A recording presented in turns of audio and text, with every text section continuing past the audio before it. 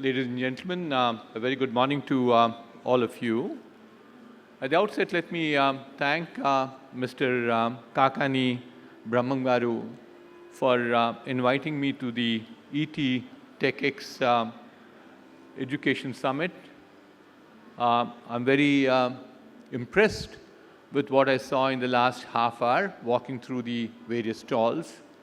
It's amazing that you did such wonderful work, but it was hidden secret. I didn't know about you till now. I'm so glad that I'm here. And I'm really glad that you're also doing it for the fifth time, the fifth edition of the exhibition.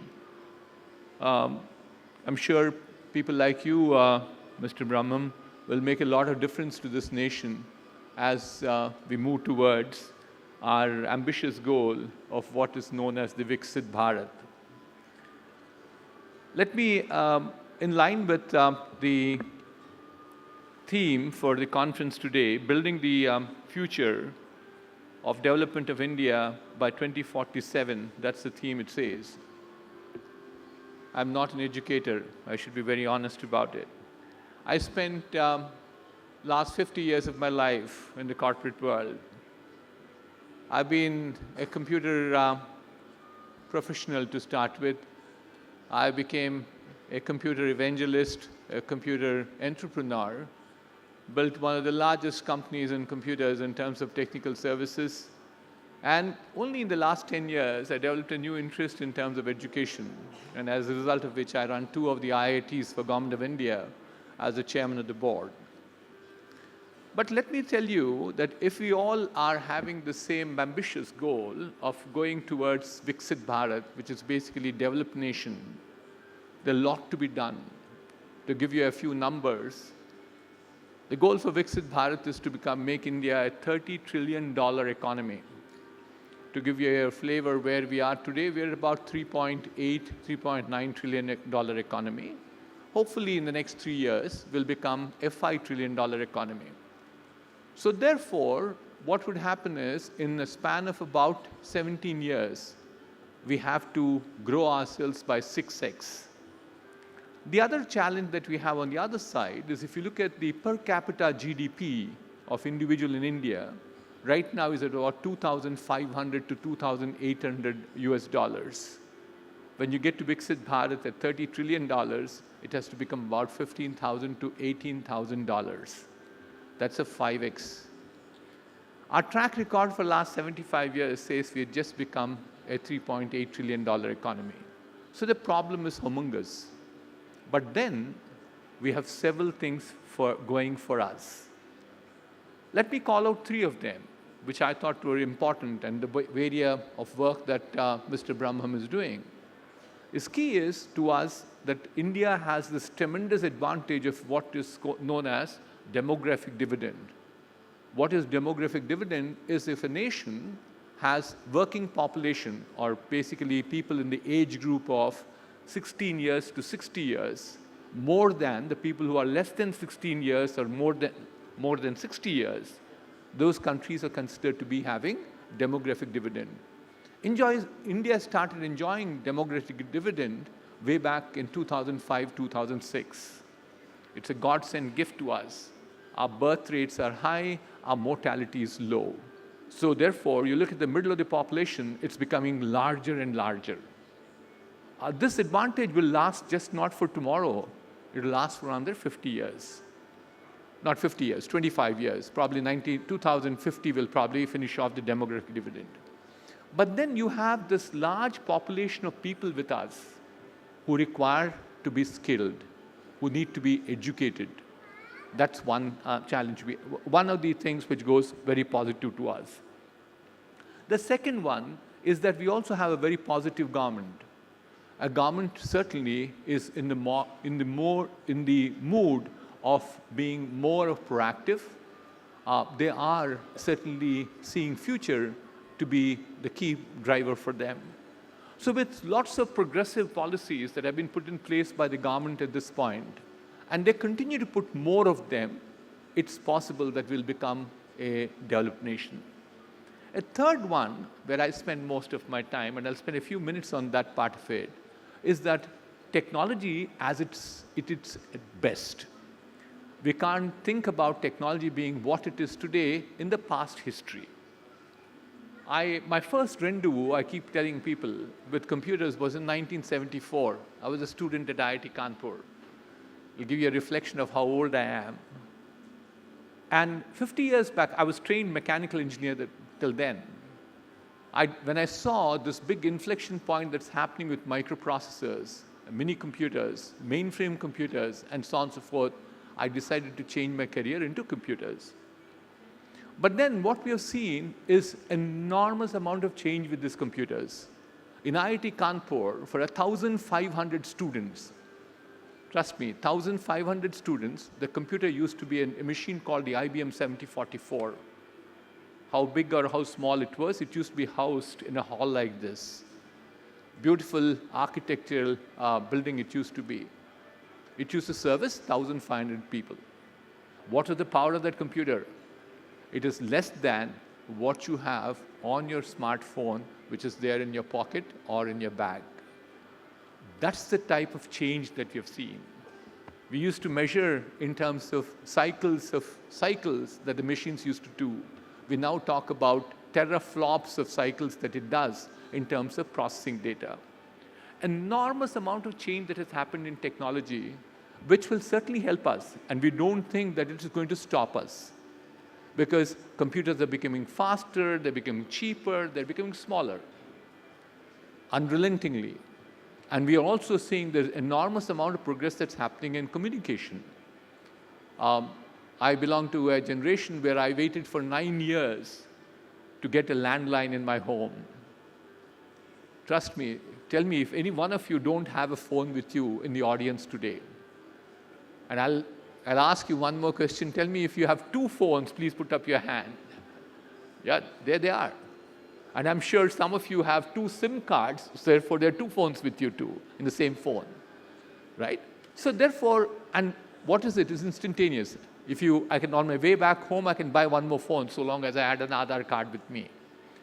So accessibility of technology has become very high, and associated with the accessibility, affordability has become easy. And a third one is they're becoming faster and faster. I'm sure many of you heard about 5G technologies. In technical terms, to explain what 5G is, it has less than 1 millisecond of latency, it's called, which means that they are literally instantaneous. A good example is if there's a doctor operating on a patient using a dummy body on one end, but actually the patient is the other side with a robo knife on top of him. Even if there's a bleed, cauterization can instantaneously happen. This was not possible with the previous levels of technology. And so also what we are seeing in terms of sensors at this point. We saw some of the sensors in a booth earlier. God gave us 5 senses. Sense to feel, to see, to listen, to taste, and to smell. Trust me, the computers are as good as us in terms of all these 5 senses. In some areas, we have examples at this point of time, they're much better than the human beings. That's the way in which technology is progressing. And these sensors put enormous amount of data. We keep calling them as oceans of data is being put. And from the oceans of data, you start using algorithms on top of it. What you find is basically AI comes out of it. That's artificial intelligence. So we have several things working for us. We have demographic dividend. We have a very progressive government. We also have technology on our side. A technology on our side where technology industry is the best. Best in many parts compared to many other countries around the world. I represent this industry too. I was the chairman of the board of NASSCOM in 2016. I continue to be very, very active. I actually run the chairman's council of NASSCOM at this point of time. It's an amazing story that we can talk about as far as the industry is concerned, the tech industry. It was a $100 million industry in 1992. It's a $250 billion industry today. It employs 5.43 million people. 36% of our workforce is women, which brings in inclusivity. So the technology base that we have in this country is also very strong. So let me move on and say, what is that then we have to do to make sure, from the education perspective, to make Viksit Bharat a reality. The first and the foremost is there are lots of policies in place, but we don't use them well, we don't execute them well. I think the government did a very good job. One of the colleagues of Dr. Kiran Kumar wrote the NEP, Professor Kasturi Rangan, who was also the chairman of Space Commission, wrote this report on NEP 2020, New Education Policy 2020. Amazing, it's futuristic, very progressive, it gives you all the flexibility associated with it. But what are we doing at the end of it? We're not executing it too well. 4 years have gone by. Have we seen the change? No. Where do we want to see the change, if you ask me? The first and the foremost to me, I like to see this change in the teacher. The teacher has to be equipped well. Life has changed considerably. We don't live in this world where education 1.0 is true any longer, where Gurukul system of education was there. It's not 2.0 either when books came into play, or the 3.0 when distance education was possible. We are in a world at this point of time, it's all about interactive, two-way process of learning. I didn't say I'm in education for the last 10 years. I also teach a class. I teach a class in IIT Hyderabad. I teach a class on leadership. It's 1 credit course, 16 hours of contact hours I need to do. I do it over a period of about 7 or 8 classes of 2 hours. And I keep telling people that if they don't have interest in my class, very quietly, people will take their smartphones out. The brave guys will put in front of you. The not so brave guys will put it underneath the desk. But all of them, you lost them. And the losing time for us is between 11 to 12 minutes. So at 11 to 12 minutes, you need to give a break, make sure that you engage these students. So these are not rocket sciences, but we need to equip our teachers to ensure that they keep our students engaged. We still believe in the rote system of learning. We continue to say that, look, my teaching is one way.